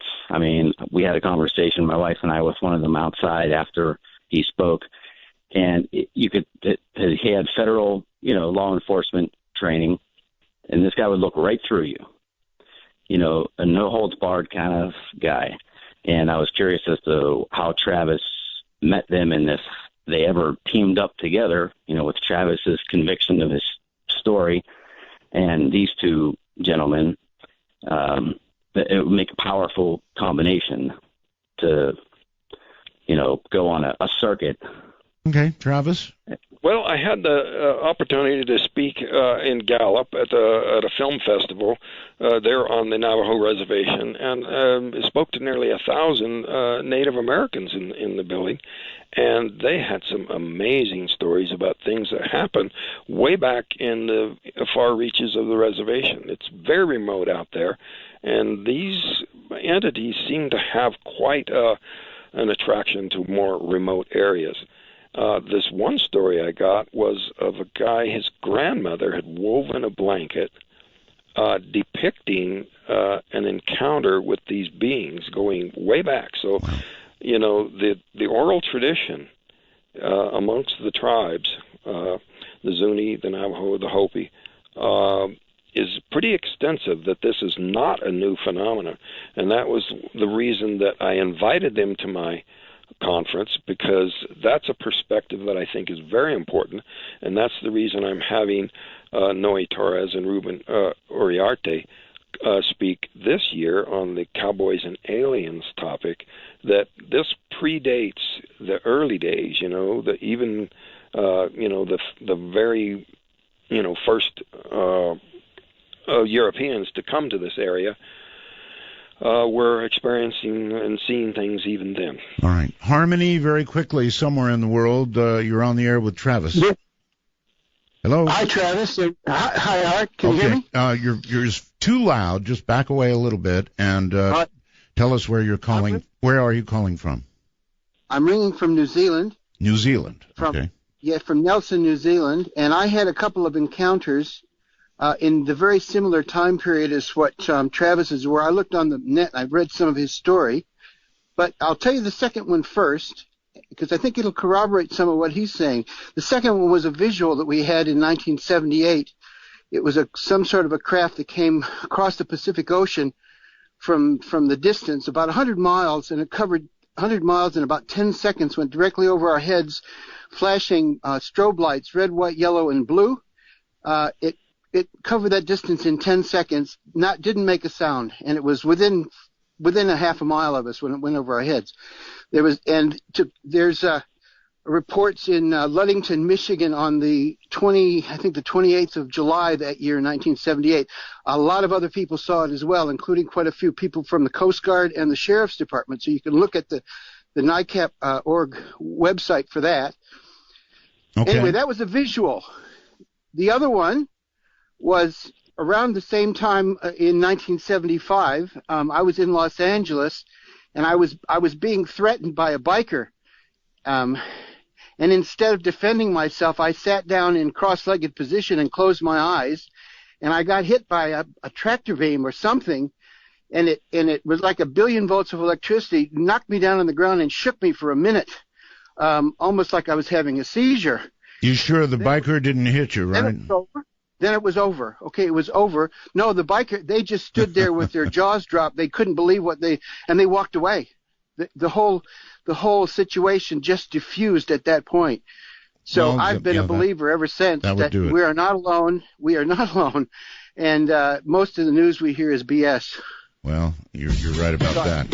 All right, I'm sort of a short time between breaks on this one. So, Nayan, is that correct? Nayon. Nayon, sorry. Yeah, my name's actually Nathan. It was a made-up video game name. Okay. Where are you? Appreciate you taking my call, by the way, Art. Sure. Me and my brother are big fans. Right. You caused us a lot of sleepless nights in a good way, Oh, thank you. Where are you? My question was... I can't get that out. Do you think the ETs that you saw are kind of like robots or biologically programmed, like if we see an anthill, we send cameras down there, or you know what I mean? Do you think they're like a way to communicate, a bridge? Like if they're like fourth dimensional beings, do you think that's a way they communicate with us? Well, using Occam's razor, I see that no necessity for that.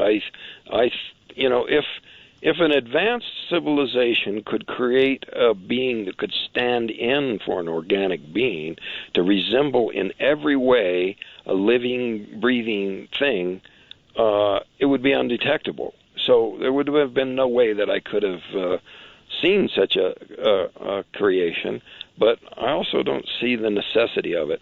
I think with their kind of technology, it's not that big of a leap to come here. It's just that they're being very circumspect out of, respect for our level of development. What did the ship look like? All right, we'll get to that. Where are you calling from? I want to get to that. Oh, Oklahoma. Oklahoma, all right. So, yes, as best you can, describe, I guess, the shape. You've sort of already done that, but for him, if you would. Well, a metallic disc with a dome on top, glowing areas with non-glowing areas that are more like some kind of a more rigid part of the structure. I don't know the nature of why some of it was glowing. It didn't feel hot. I was close enough that I think that if it was glowing because of a high temperature, that I would have been able to feel the heat, and I didn't feel heat. Would you roughly describe it as a flying saucer? Yes, like two pie pans put lip to lip, kind of angular, but the craft that I was returned from was more rounded, but again, still a disc shape. I'm thinking that something to do with the propulsion requires a generally circular dimension. A lot of people are sending in questions on the computer asking if you have had any experience or contact since.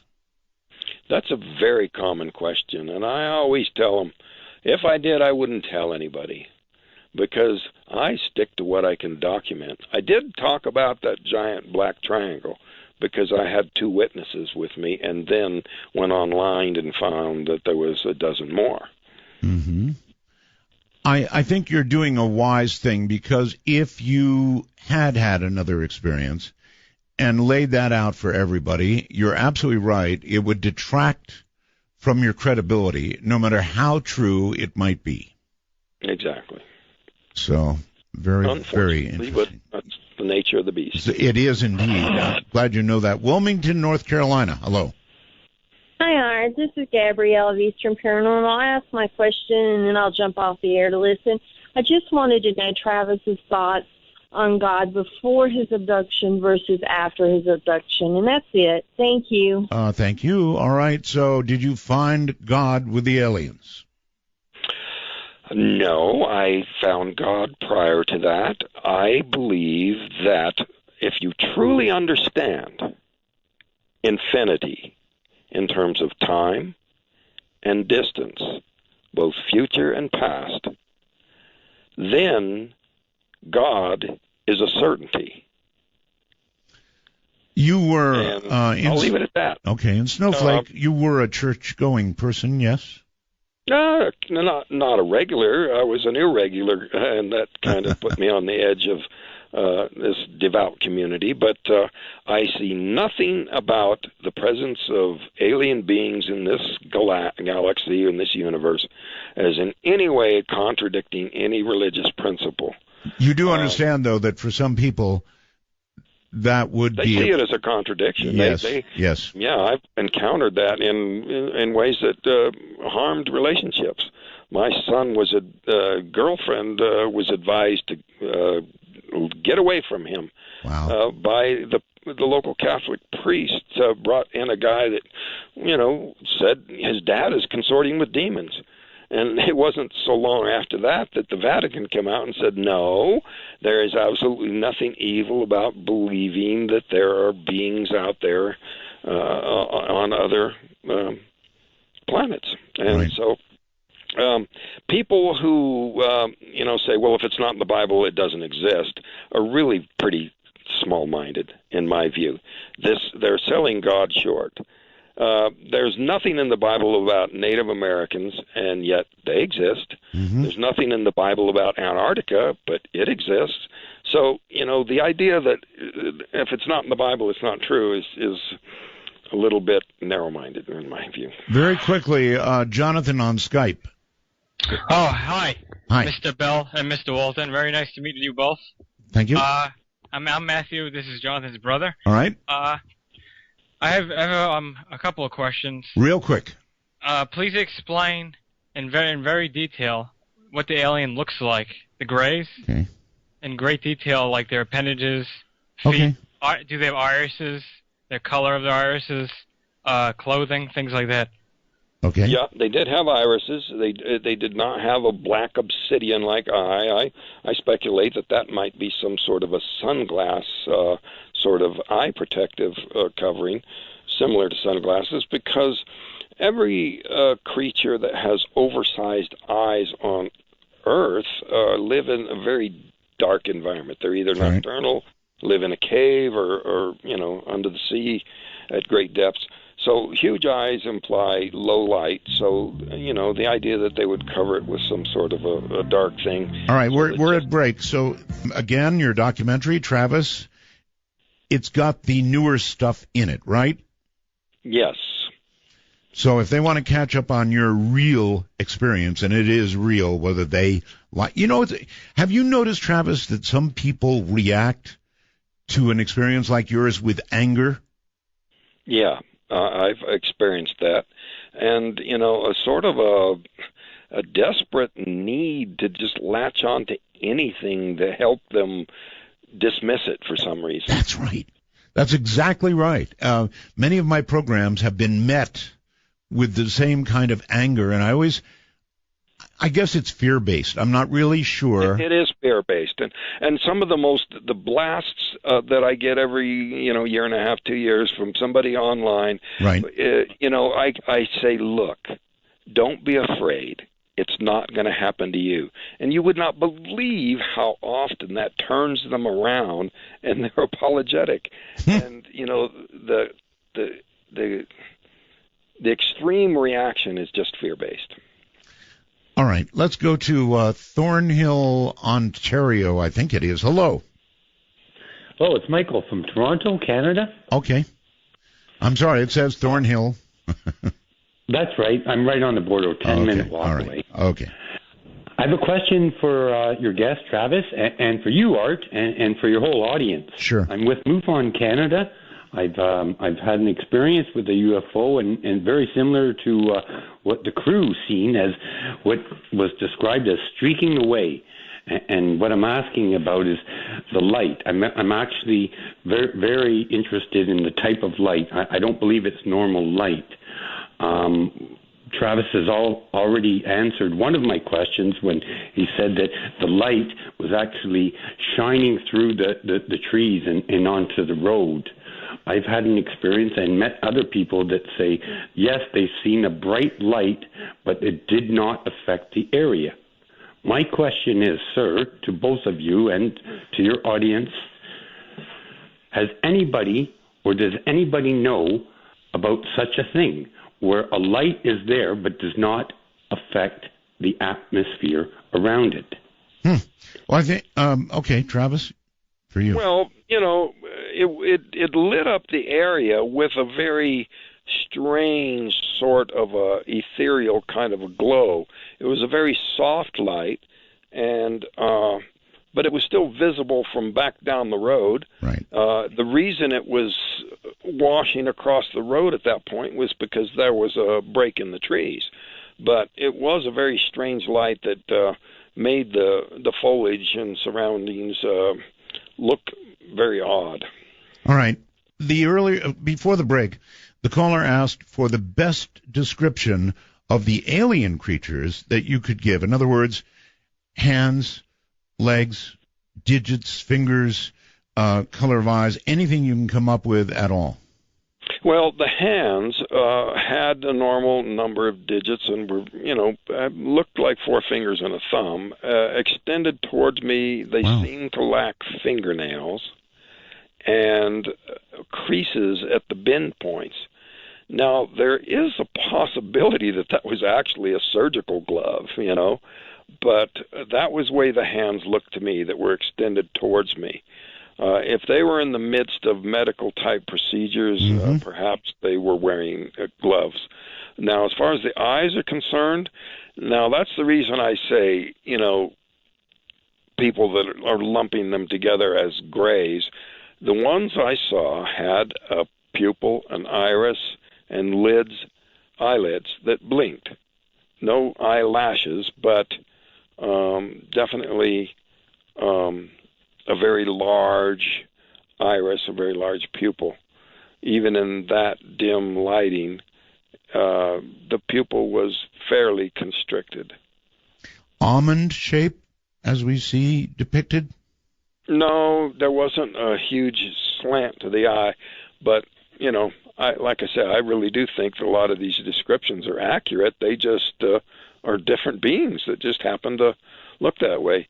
I think it might be common that either the daytime radiation on the planet they're from is so intense that they're nocturnal, or the atmosphere is so thick that not a whole lot of light reaches during their daylight hours. Right. Your story in totality, to me, sounds like you were the accidental abductee. In other words... That's my favorite theory now. Really?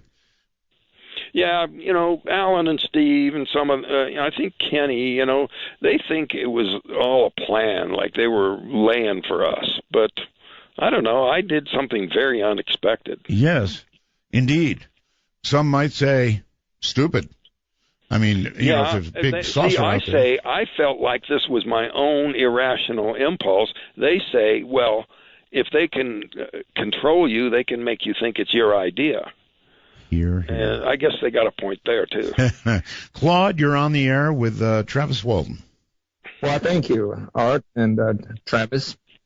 It's a great show tonight. Thank you. Can just tell you one thing, Travis, is that if people who have never seen a UFO themselves are going to be deniers. But as for myself, the UFO I saw, or should I say UFOs, two of them, were no more than 50 or 60 feet away from me in my backyard of my house in Gurley, Alabama. So I pretty much believe what you're telling me. Yeah, once you've seen, it changes your life. Simple as that. Yeah.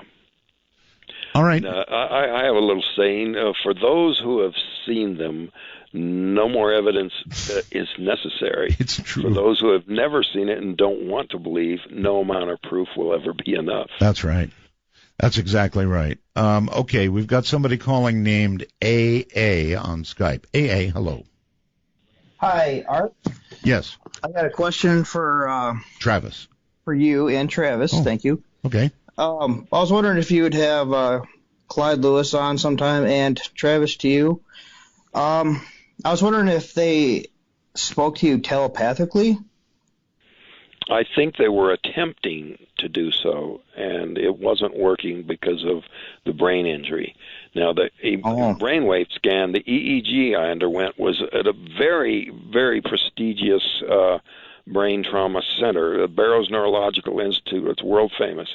And I was put in under an assumed name, which made the test double blind. The technician did not know the nature of my injury. He was just told to look for injury, and he found it. So that brainwave pattern, that report, those scans are going to be reinterpreted with some new neuroscientists, and hopefully a follow-up to see if there's any remaining evidence of that pattern. Okay, wonderful. Thank you both. Right. Thank you very much for the call.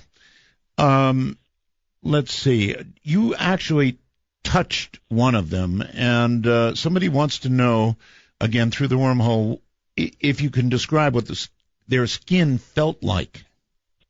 Well, it was really just the back of my arm. It was a kind of a sweeping sort of knocking them away kind of a thing. Mm-hmm. And they were, it wasn't against their skin, it was against the chest. Right. And he or it fell back very easily. It was much lighter and softer than I expected.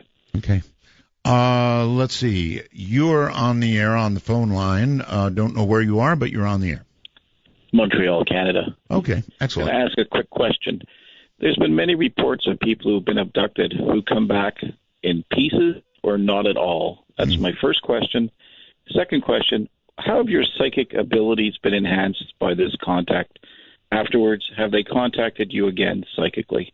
Mm-hmm. I'll listen off the air. Okay, well, I think that we would acknowledge your first statement about people, some of them coming back in pieces or not at all. And I think for the second part of your call, I don't think he's going to answer that, but You got it. I didn't think you were. On to another call. Hi, you're on the air. Hi, Art? Yes, sir. Okay, yeah. Question for Travis? Right. Can I speak it now? Yes, you can speak it now. He's right here. Yeah, if you could describe what the jumpsuits looked like and if there was any type of identifying patches or anything like that on it. And then secondly, with the human type person you saw, did that look like any type of a terrestrial type of a spacesuit, or was it something that was just something beyond what we have here on Earth? All right. All right. First, my apologies to the previous caller that, I'm just sticking to what I can document. As far as the suits, it was just a sort of a loose, billowy, soft material, a coverall. I wouldn't call it a spacesuit at all. It was just clothing. They were alike. It was orangish brown under that lighting. That's the way it looked to me. And the human-looking individual, it was, again, much more close-fitting over the, it wasn't like a leotard, but it was closer-fitting. Just a blue, sort of a velour or soft, weaveless sort of a fabric. And no, there were no insignia of rank or origin at all. All right. Several people wanting to confirm you were taken aboard one craft and returned to Earth or returned to the ground, whatever the case may be, on a second craft, in your opinion. Right. Yeah. Of a different configuration. The more rounded, more polished one is the one that brought me back. And I did see 2, possibly 3 of those in that big hangar-like structure. Wow. Whether it was a larger craft or a building. He was pulling me along pretty rapidly. I was having a lot of trouble just keeping my footing, and he was in quite a bit of hurry. And it might have been for my own benefit that it was kind of a medical emergency, rather than trying to keep me from seeing too much. Got it. All right. We're coming toward the end. Sushi Dog or somebody like that, you're on Skype and on the air. Hi, Hello? Art. Yes, hello. Go ahead. Yeah, this is for Travis. I'm curious about food and drink. From what I understand, he was gone for 5 days. That's right. When was the last time he had anything to eat or drink prior to the abduction? And B, has he ever thought about how he was sustained for 5 days? Awfully good questions. Travis? Yeah, good question. I've heard it before. Obviously, I've been a lot of years. Since I was only conscious for that brief, hysterical period of time, I obviously wasn't sitting down to a meal. However, medical tests did show that there had to have been some kind of nourishment, according to, their indicators, which is the presence of something they call ketones, which is a sign that you've been breaking down your own body stores to stay alive. And that was absent. But and they would have tested you for dehydration, of course. Yeah, and there was considerable dehydration. So they were either underestimating my fluid requirements or had another reason to minimize that as part of my treatment or something. But other than being somewhat dehydrated, and the evidence for that was the 10 or 11 pound weight loss. Wow. Very quickly recovered just by slaking my thirst, which was pretty intense. My goodness. Whatever means of sustenance, or for that matter, using the restroom, I don't have any memory of that other part. Whether I was in a coma the entire time or under anesthesia the whole time, I don't know. But probably had at least some conscious period. I don't know if I was fed during that time or not. But after this many years, without recalling more of those memories, I really doubt I will ever come back to me. All right. Let's do it quickly. The documentary, simply called Travis, is available on your website, or where else was it?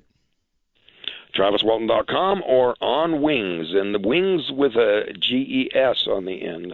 On Wings Productions. And you've got a conference coming up, a conference called Sky Fire Summit, and it's Yes, and that's the website, skyfiresummit.com. Okay, so they can, I guess, get tickets or join you there. Nothing like seeing somebody really in the flesh. Well, Travis, it's been a long time since we talked. Thank you so much for coming on the program. Great to be with you again. A great show. I love the bumper music. The whole show is great. Thank you, my friend. Good night. Good night.